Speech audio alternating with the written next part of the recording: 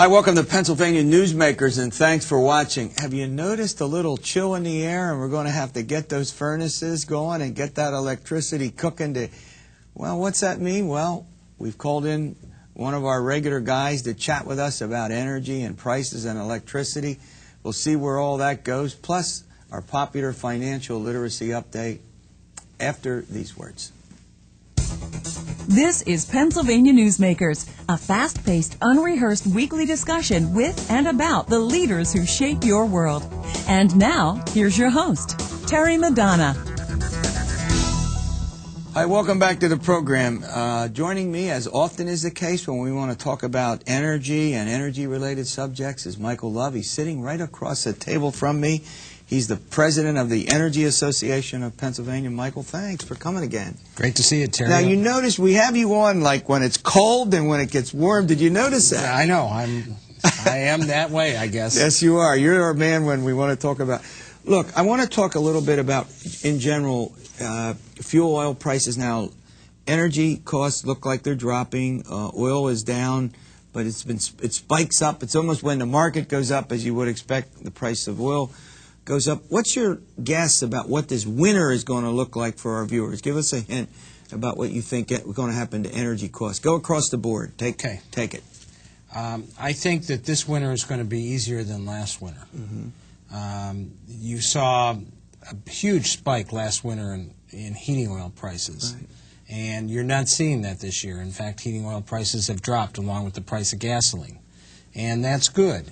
And why does that happen? Well, that's happened because the economy is bad, yes, but an amazing thing is that people have realized what conservation can mean. I don't know if you saw the statistics, but in August of this year, we as a nation drove 15 billion miles left. That's with a B, less than we did last year. Really? I didn't see that. Yes, 15 billion miles less. And then when we stop using, we help the supply and demand work. And that has led to more availability and more drop in price. Now, as oil goes, so goes natural gas. And natural gas prices have started to drop. Right. And so the commodity costs associated with people's natural gas bills, they may not see that for like 3 months or 4 months, but they will see it. There has been a drop-off in the peaks. In natural gas, we were hitting new peaks in June, just like we were in heating oil.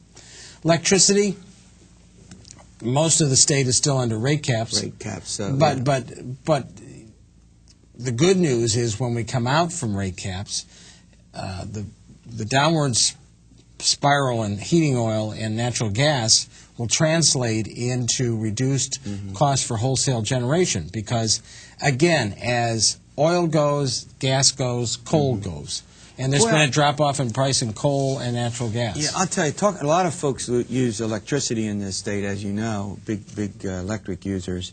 And I get mixed answers from people when I talk about this whole business of whether the cap should be allowed to stay. I noticed that Governor Rendell is supporting some legislation that would continue the rate caps for a period of time, but others say no, that we've got to let the market take hold. And we've gotten differing viewpoints on this. Do you have does your association or do you have a personal view on what you think ought to happen to those caps? They should not be extended. You think they should end? They should end. And the reason they should end is if we are truly interested and we have turned the corner in this state, whether it's our energy policy in this state to have conservation and energy efficiency, and I think that's going to be the policy under the new President Obama administration, you can't have conservation and energy efficiency when you send an artificial price out to people. So the market has to be that's interesting because I've chatted with some environmentalists who feel the same way, that the rate caps ought to be left go, and you have to set a price in the market at some point. So on that, it seems like there's some agreement. And why do those environmentalists feel that way? I'll tell you why. Is because, as Governor Rendell has talked about, as President Obama has talked about, they want to go to more alternative energy. Well, alternative energy cannot be brought on economically if you don't have the real price of electricity being charged. Right. And so again, since it's in our best interest, whether it be economically, environmentally, what we've said legally in our statute is that we want more alternative energy. You're not going to get that unless you get rid of the rate. We're almost out of time for this segment, but before we do, I need to ask you one question. We've also had considerable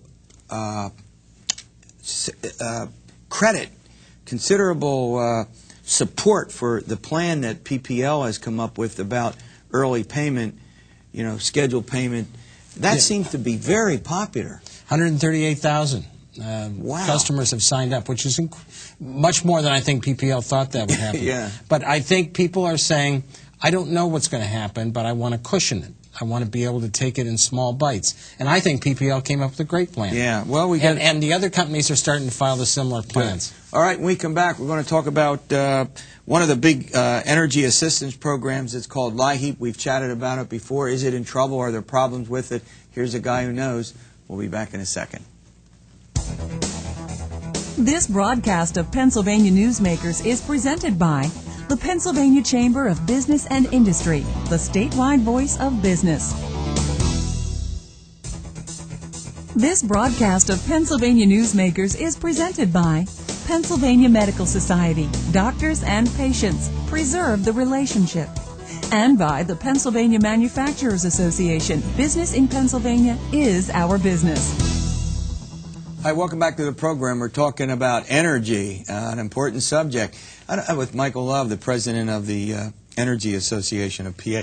One of the things that I'll tell you that just struck me, in the exit poll in the presidential race a couple of weeks ago, energy spiked up as the second, I think, most important topic of concern for Pennsylvanians. Now, it had been down there a little lower than health care and all that.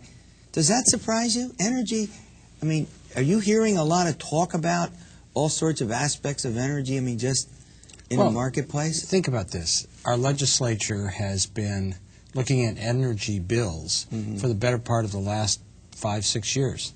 And I think that much focus does tend to get people concerned. The other thing is, let's be honest, when we all saw that skyrocketing prices with gasoline, that got us all very focused on energy very quickly. Did. Yeah, I was really surprised at that because you're right, there's been a lot of discussion and both candidates had energy plans, and we'll obviously find out, and we'll have you back probably when we get closer to the time. We can chat about President-elect Obama's energy plan if it starts to move. But before that, one of the subjects we've talked about over the years is this so-called LIHEAP, L-I-H-E-A-P, which is the acronym for a government program that provides energy assistance to the poor. And there's some roiling controversy now that has emerged within that program. What's that about? Well, this year, fortunately, after years of having declining dollars being attributed to that program, there is a record amount, $330 million at this point, of dollars that are available in this state. And the sad part is unfortunately it's not being administered very well. Most other states have realized the importance of having availability for those funds in October and in April. And we start our program in November and shut it off in March. Now, why is that bad? Well, it's bad for a lot of reasons. First of all, it gets cold in October and it's still cold in April here in Pennsylvania. And we've all had our heat on. I've had my heat on. Well, I was just in Pittsburgh the other day and there was snow in Pittsburgh. Yeah, that's true. And all the other states that surround us open their programs in October and carry it on into April. Another bad aspect of this is the Department of Public Welfare said they were going to start the program early. They were going to have early applications. And they did. They encouraged them, and 156,000 applications came in. And they were going to start sending people out the money in August and September, which was a very laudable effort. Without any notice, without any telling the people, they junked that program. And now they're sitting there they're overwhelmed with 156,000 applications. Right. And that's slowing down getting the money out. Why is that relevant? Well, if you don't get the money out to the people, if they have an empty oil tank or they're behind on their gas bill, then they have a problem. And then they get close to winter and they can't get their service. So, we supported a bill, Senate Bill 252 that passed the Senate 50-0, saying that the legislative committees in the House and Senate need to oversee this because too many bad things are happening that don't need to happen. Right. And we're hopeful. The House hasn't acted on it. So you have to start all over again with a new... Maybe. But you think this is something that the legislature should easily do? First of all, don't they want oversight over everything anyway, don't they? I don't see why they would be reluctant to do it in the first place. Yeah. But, I mean, what's happening is, in all honesty, is people that have gas and electric that are in, especially Pittsburgh, Philadelphia, Harrisburg, Allentown, Erie, they're being hurt. They're the ones that are being hurt because they're the ones that aren't getting the funds. What answer do you get? I mean, obviously there had to be inquiries about this. What's we've filed saying? We've filed right to know laws. We've asked them questions. They just simply do not answer why, and they're not being held accountable. Yeah, that seems sort of unusual. I mean, we all, we do folks who like Governor Rendell and who don't like. I mean, like the policies. Who can't like Ed Rendell? But the policy, we have different people. Has anyone ever gotten to the governor and asked him personally about this? It seems like doesn't seem like a Rendell.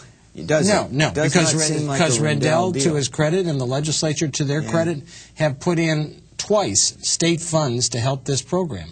And I also know that Secretary Estelle Richmond is a fine person, and that she has stated over and over, she's in the business of giving out money, not in the business of holding money. Right. But let's also be honest. $330 million collects a lot of interest when it's just sitting, and that's the part that's bad.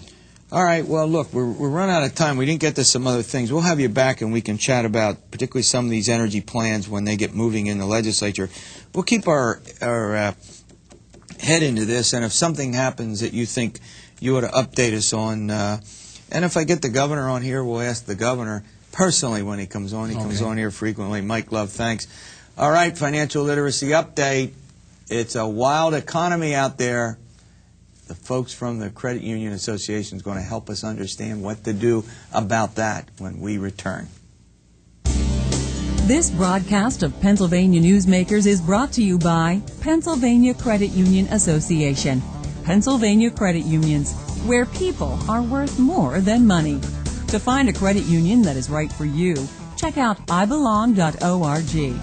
And by the Energy Association of Pennsylvania, Pennsylvania's energy information source.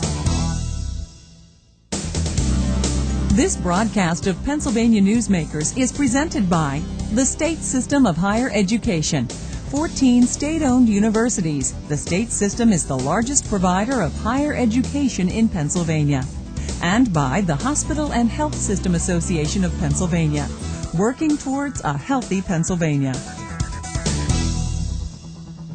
Hi, welcome back to the program. Well, it's popular financial literacy update time. Joining me is, as often is the case, right across the table from me is Mike Wishnow. He's a senior VP with the PA Credit Union Association, and Jan Murray. He's the CEO of Mid-Atlantic Corporate Federal Credit Union. You guys have titles like professors who run institutes do. Long. But look, let's start with the obvious question. I mean, we live in this economy where from 1 week to the next, it is almost impossible to know, first of all, what to do with your investments, whether you should be borrowing money or not be borrowing money, whether you should be buying the car or not buying the car, whether you should refinance the house. Let me start with you, Jay. Give me your assessment of what this economy is like and what your advice be. One of the things we love to do is get you on here and give us your candid advice about things. Go ahead. Well, I think, Terry, that what we're facing right now is a time when people are unsure of what to do. And in the credit union world, credit unions are out there facing all of their constituency and their members wondering the same thing. What should I do? Rates have gone down. I don't want to be out into the market, so a lot of money's coming back into cash and sitting there waiting. People are afraid to borrow because they don't know if their job will be there. They're afraid to go buy the car, afraid to buy the house.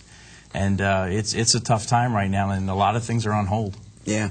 Mike, one of the concerns that I think that we would have is that, the Fed lowers the interest rate, which means you're getting pressured to lend money. Is that true or false? Well, I think that there's certainly public policy incentives to lend. Whether it's pressure or not, I'm not quite sure. I mean, frankly, Terry, credit unions really weren't a part of the subprime problem. Right. And when many players in the marketplace were making lots of money 5, 6, 8 years ago, credit unions weren't.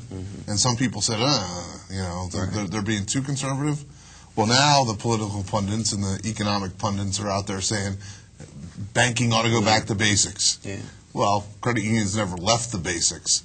So the credit unions do have money to lend, wouldn't you say, Jay? I agree. They do. Go ahead. Finish your thought. No, there's plenty of money out there. We know, as at Mid-Atlantic, being the liquidity provider to credit unions, they've got liquidity. They've been ready to lend. And a lot hasn't changed, especially here in Pennsylvania.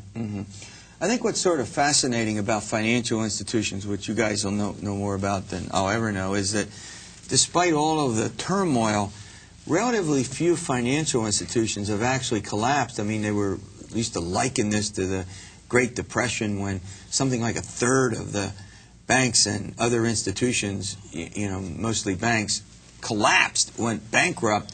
People, without FDIC lost all their money. Now only, 12 or 13 by my count, whatever count that means.